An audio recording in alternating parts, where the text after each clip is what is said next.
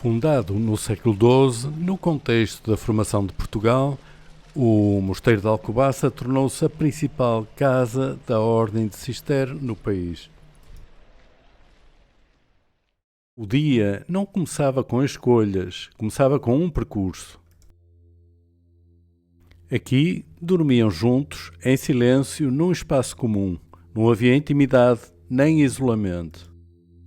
Ao acordar, o corpo não decidia para onde ir. O edifício já tinha decidido. Esta escada ligava diretamente o repouso à oração, sem passar pelo exterior, sem interrupções.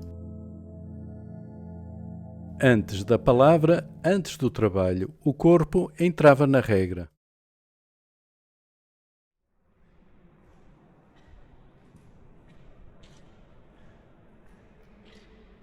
Antes do trabalho e antes da palavra, o dia começava com oração.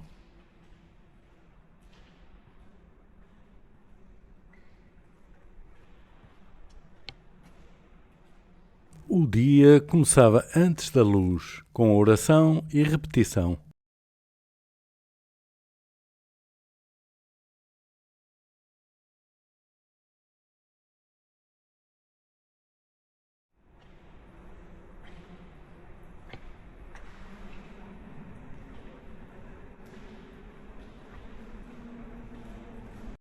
Este espaço em torno da Capela-Mor é herdado da Basílica Românica, não é decorativo.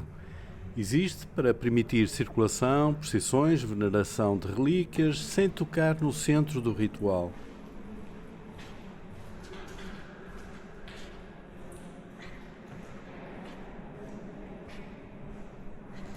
Aqui vemos também a passagem do românico para o gótico, das abóbadas de berço às abóbadas nervoradas, distribuindo o peso pela estrutura e libertando as paredes.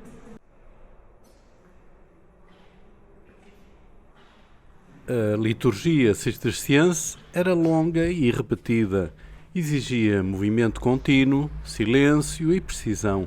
Nada podia interromper o rito.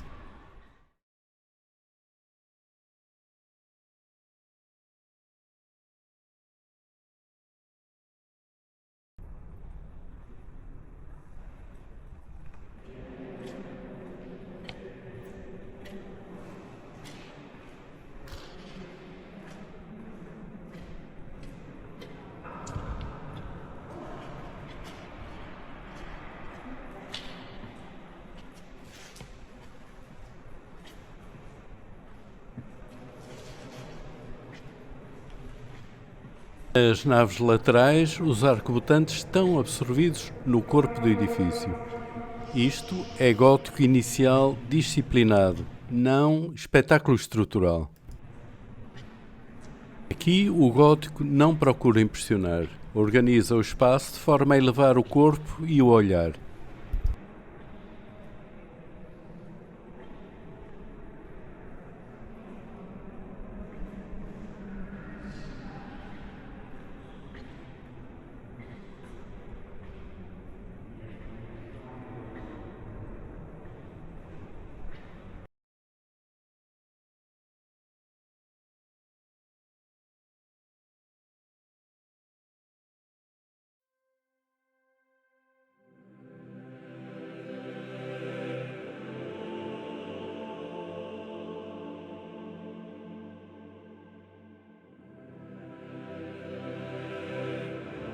Esta galeria do claustro era a galeria da leitura.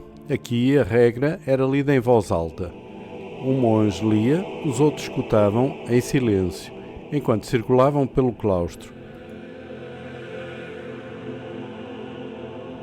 Sob a imagem da Nossa Senhora do Claustro, o abade marcava a autoridade da regra. À sua frente, o monge leitor dava-lhe voz.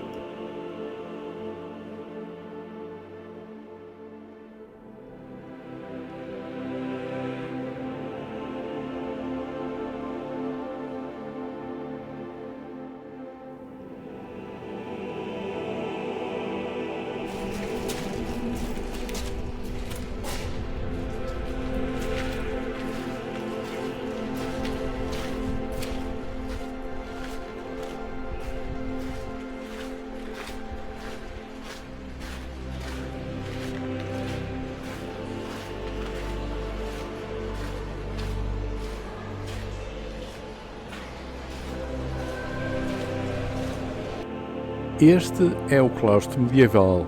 Tem o mesmo objetivo prático do seu antecessor, o peristilo romano. Ambos permitem ter acesso às dependências do edifício, mas aqui no mosteiro o claustro está ligado à leitura e à disciplina da oração, mas tudo em silêncio absoluto.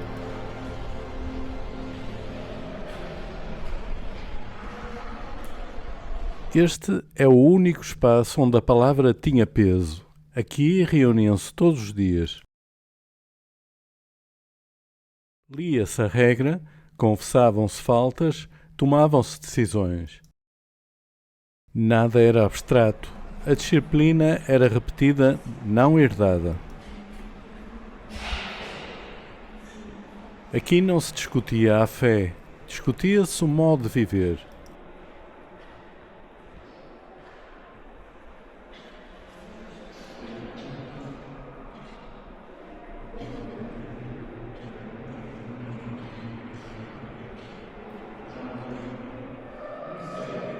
Os abades passavam, a regra permanecia.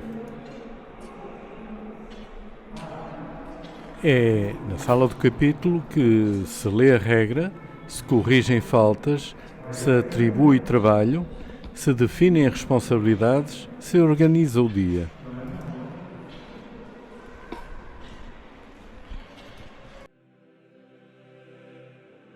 Mesmo depois da morte, a autoridade não desaparecia, continuava no lugar. O voto de silêncio era a norma. O parlatório era um dos poucos lugares onde a palavra era permitida e servia para comunicações necessárias, contactos pontuais, assuntos que não podiam ser tratados no capítulo.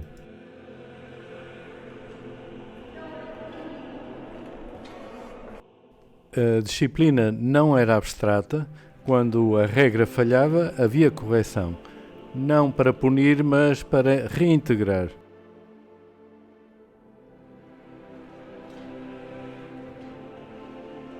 Este não era um espaço de oração, nem de repouso.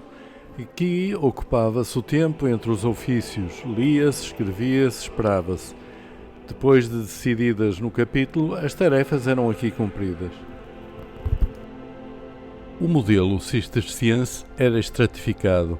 A hierarquia refletia-se nos espaços, nos percursos e na relação com o exterior. O abade, os monges do coro e os irmãos conversos ocupavam lugares distintos, com funções diferentes. Tudo se organizava dentro da cerca. Um território fechado, autossuficiente, com campos, moinhos, oficinas e granjas. A água era essencial ao funcionamento do mosteiro. O rio Alcoa e o rio Baça eram controlados por levadas, canalizando energia, limpeza e produção. Nada aqui era paisagem, tudo fazia parte do sistema. E em torno deste sistema cresceram povoações como Maiorga, Cós ou Alves Barrota. A regra deixou marca no território.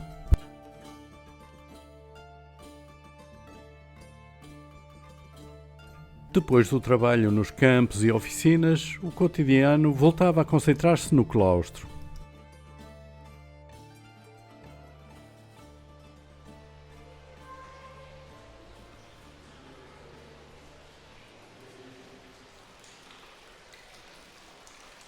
Este espaço não foi pensado como exceção, era usado todos os dias por toda a comunidade. Antes de comer, o corpo era preparado. A forma deste espaço não é evidente, não é circular nem regular. Desde cedo, estas geometrias foram também lidas simbolicamente. No pensamento ocidental, os números estavam associados à ordem do corpo, da harmonia e da criação. Mas aqui, acima de tudo, a forma serve um gesto repetido, o significado permanece em aberto.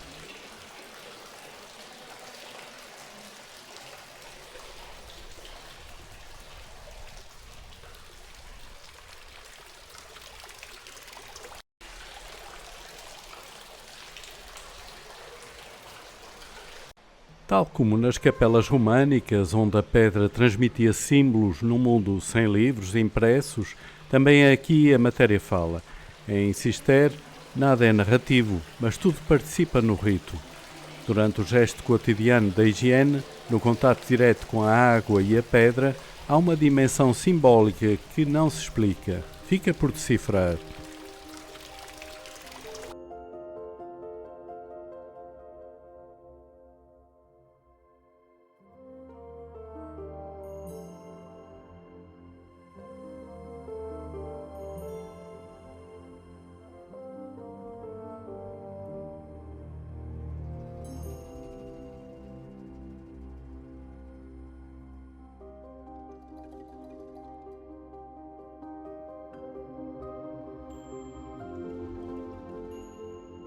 A refeição não era um momento de descanso, era parte da regra.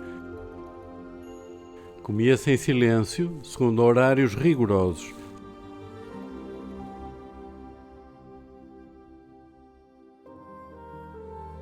Sentados em filas paralelas. Enquanto o corpo se alimentava, a mente escutava. A leitura em voz alta acompanhava a refeição, recordando que, em Cister, nada interrompe a disciplina do tempo.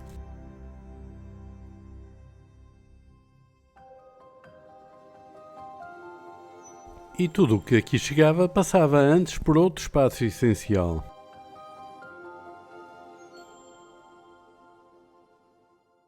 Tudo o que chegava ao refeitório passava primeiro por aqui. A cozinha era o lugar de transformação, água, fogo e trabalho. A água que atravessava o mosteiro entra também neste espaço, ligando a cozinha ao mesmo sistema hidráulico visível no exterior.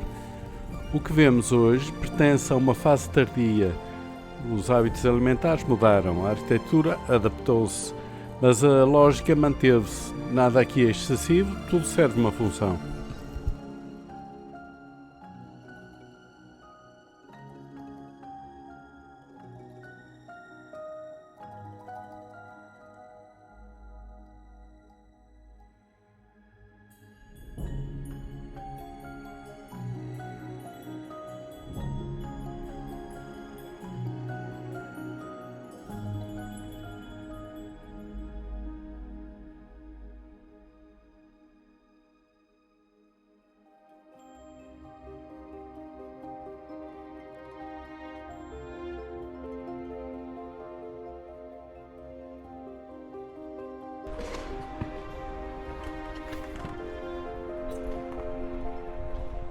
Aqui por cima do espaço do lavabo fica o relógio do sol.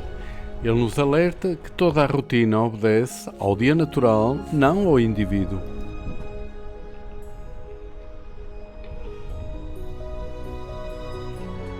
As gárgulas introduzem o inesperado. Corpos, seios, mamilos, formas que parecem deslocadas num universo de contenção. Não são provocação gratuita, são aviso. O mundo exterior, o excesso, o desejo ficam fora, projetados na pedra.